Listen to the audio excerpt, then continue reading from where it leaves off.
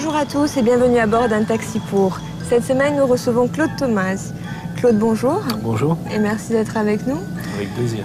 Alors, c'est un taxi pour quelle destination aujourd'hui? Capodifeno. Capodifeno, mais avant toute chose, on va vous découvrir à travers un court portrait.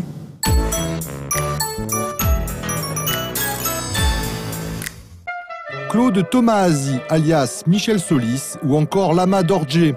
Vous êtes né à Paris le jour du printemps 1944, sous le bruit des bombes. Une enfance bercée par la musique du compositeur Henri Tomasi, votre père, auprès d'une mère aimante, Odette Camp, peintre et dessinateur. Imprégné des valeurs humanistes, 68 arts actifs, vous vous décrivez aussi comme l'ami de vos amis, taquin et réservé. Vous poursuivez un cursus en lettres modernes, rencontrez Jean-Paul Sartre, écrivez pour le Théâtre national populaire et signez pour la première fois sous le pseudonyme de Michel Solis. Professeur de lettres, vous enseignez dans plusieurs lycées de la région parisienne, puis partez en coopération civile à Tébessa, où vous vivez pleinement votre passion pour l'Algérie. De retour en France, une expérience intérieure forte réoriente totalement votre vie et vous conduit sur les chemins de la sagesse. Direction l'Inde, où vous suivez les enseignements de plusieurs maîtres spirituels à travers l'école de philosophie Vedanta, le shivaïsme et le bouddhisme. Après cette expérience, vous quittez l'éducation nationale pour une vie monastique où vous participez à plusieurs échanges interreligieux sous le nom de Lama Dorje. Vous choisissez aujourd'hui de vivre votre spiritualité par l'action, animé par le désir de rendre justice à votre père et à son œuvre. Cette nouvelle quête vous ramène à vos racines en Corse. Voilà, Claude. Que pensez-vous de ce portrait? Je pense qu'il reflète bien mon itinéraire, mon chemin. Oui. Il est très, oui, tout à fait exact. Chemin très varié, oui, c'est vrai, il y a un peu trois personnages. J'ai évité de mélanger d'ailleurs. Alors justement, moi j'aimerais qu'on fasse appel, dans un premier temps, à Michel Solis, qui est votre pseudonyme d'écrivain. Oui. Est-ce que c'était une vocation ou... Alors, au niveau de l'écriture, non, on ne peut pas dire que ce soit une vocation. Là, vraiment, ça serait exagéré de dire ça. Parce que, rappelons-le, la première fois, c'était pour Jean-Paul Sartre. Voilà, exactement. J'avais fait des études théâtrales à la Sorbonne, théoriques, et donc Bernard Dodt, qui était le prof à la Sorbonne, donc j'avais passé mon diplôme avec lui, et il m'avait mis en contact avec des gens du TNP au moment où au TNP on créait une pièce de Jean-Paul Sartre qui était Le diable et le bon Dieu. Et en fait, après ce dossier, j'ai écrit d'autres articles pour le Théâtre national populaire, mais c'était tout, disons, c'était plus un travail un travail critique, pas un travail d'écrivain au sens propre. L'écriture finalement est revenue au moment où vous avez décidé d'œuvrer pour votre père. Exactement. Là, il y avait une motivation forte. En fait, je fais les choses si j'ai une motivation forte.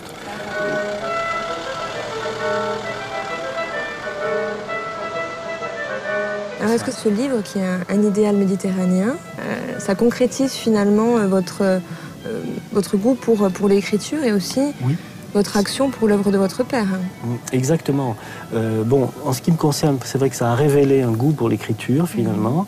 Et avec la manière dont il a été reçu, qui a été très, très bonne, je dois dire, ça m'a confirmé qu'effectivement, là, je pouvais. C'est un domaine où j'avais une compétence, non pas un talent d'auteur à remarquer qui mérite un prix littéraire, mais je suis très heureux parce que ça liait les deux.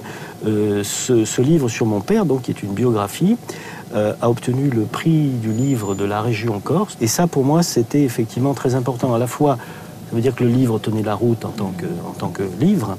Et puis surtout, là on en vient plus à mon père, c'était sa reconnaissance officielle, je dirais, sa réappropriation par la Corse. Et ça, c'est ce à quoi j'ai vraiment tenu. À travailler là-dessus. Absolument, ça a été mon objectif, mon but.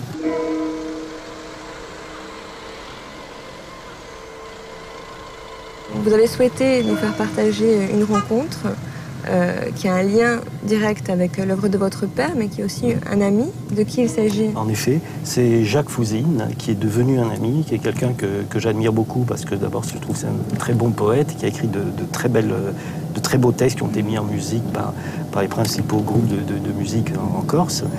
Et voilà, Jacques Fouzine, qui effectivement est le traducteur de Sampiero Corse.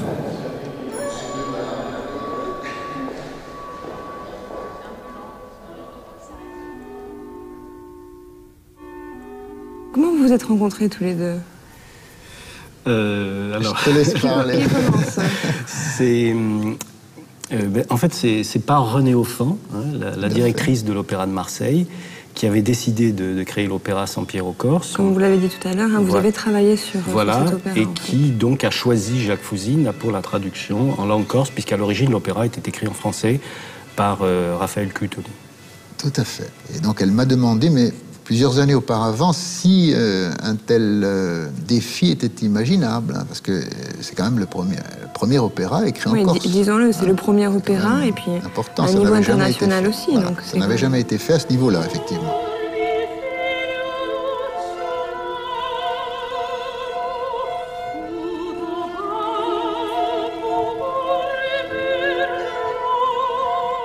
Tous les deux, vous avez aussi quelque chose d'un peu plus intime, je dirais, en commun. C'est tout simplement la Corse. Le lien, c'est un peu votre lien à la Corse. Oui, Jacques. complètement. La Corse, je n'y étais pas retourné depuis de très longues années, entre 1953 et 59, entre 1959 et 1998. Et donc, je n'en avais plus, en dehors des nouvelles que je pouvais lire, je n'en avais plus les clés, je dirais, pour comprendre la situation, tout ce qui s'était passé. Et c'est Jacques qui m'a informé, qui m'a fait comprendre ce qui s'était passé, des choses importantes comme le riaquist, ou par exemple, je n'avais pratiquement pas entendu parler, mais culturellement, c'était un désert. Hein. Oui, on partait, c'était un peu... C'était un peu la colère de votre père, ça, hein, vis-à-vis de la Corse, il était très en colère contre ça, ce désert culturel, jusqu'à sa mort en 71. Il n'y avait toujours pas rien. Ouais. Et comme vous le savez, il a refusé la Légion d'honneur parce qu'il n'y avait même pas un conservatoire de musique et de danse en Corse, alors que pour lui, les Corses avaient un potentiel au niveau du chant, qui effectivement s'est révélé d'ailleurs depuis, mais considérable. Et donc, il n'a malheureusement pas assisté à ce renouveau. Auquel vous avez donc participé. Moi, personnellement, j'ai participé pour ce qui est du domaine de la littérature. Et puis, j'ai été aussi, un certain temps, président du Conseil de la culture, de l'éducation et du cadre de vie, qui est un conseil consultatif de l'Assemblée de Corse, où je me suis véritablement impliqué, investi dans ce travail, disons, de terrain. Mais un des aspects de ce travail a peut-être été celui de réhabiliter l'image d'Henri Tomasi, qui est quand même le plus grand compositeur corse que nous ayons, et qui était injustement oublié ici. Hein. Et je crois qu'aujourd'hui, il y a une rue à Bastia qui porte son nom. Voilà, le conservatoire, évidemment, de musique. Alors on a la sonnerie qui nous annonce la fin de la récréation et la fin aussi de ce moment avec vous. On laisse Claude et Jacques dans ce lieu de savoir et de sagesse. Nous, on va vers la spiritualité avec Patrick Morel. Découvrons-le.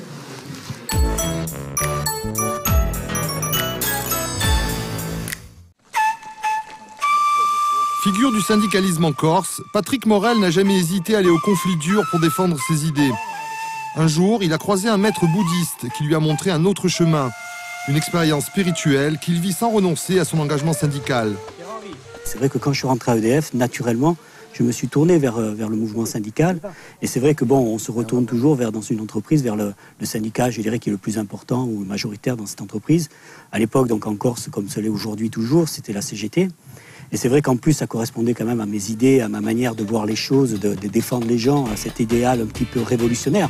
J'ai commencé à militer, d'abord en tant que simple adhérent, militant, et puis j'ai pris des responsabilités au sein de l'entreprise et je suis devenu à terme, quelques années plus tard, secrétaire général du syndicat CGT dans toute la Corse, où il y a eu des conflits assez mémorables et des passages devant la justice, donc des actions très dures.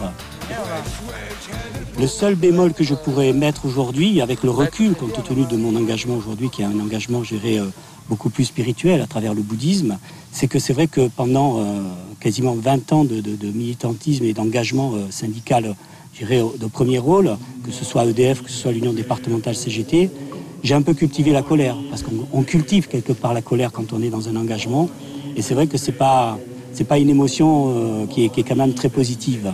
Donc c'est vrai que ça demande ensuite un travail sur soi-même pour essayer de revenir, je dirais, dans une paix et une sérénité. Et aujourd'hui, je serais plutôt dans la démarche inverse. J'ai un être humain en face de moi et plus un ennemi.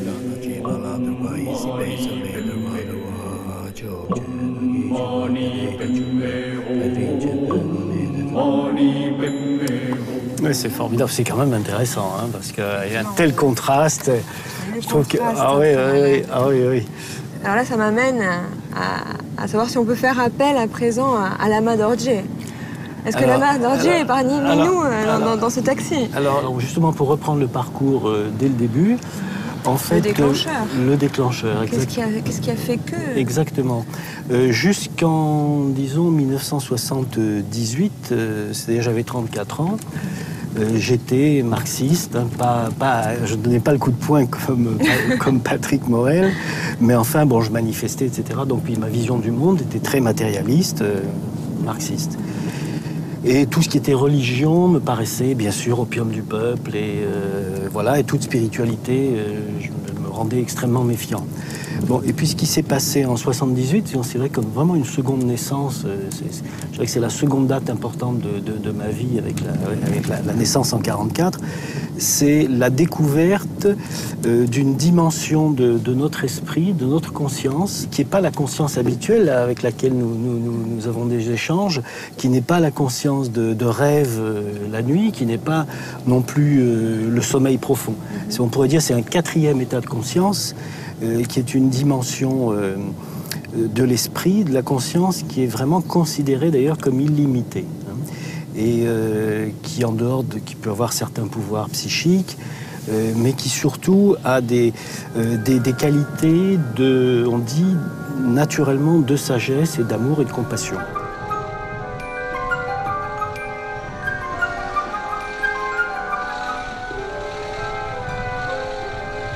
Après avoir eu, on peut dire, une révélation intérieure, je savais, d'après les livres que je lisais, que je ne pouvais pas continuer à avancer seul.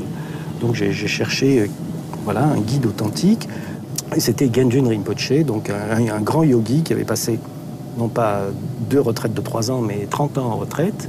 C'est vraiment un yogi, et dès que je l'ai vu, il y a eu une confiance. Il n'y a eu aucune expérience extraordinaire. J'ai pas vu de lumière, j'ai pas vu d'aura. Oui, c'est pas comme on peut s'imaginer l'arrivée. Non, mais simplement une confiance totale.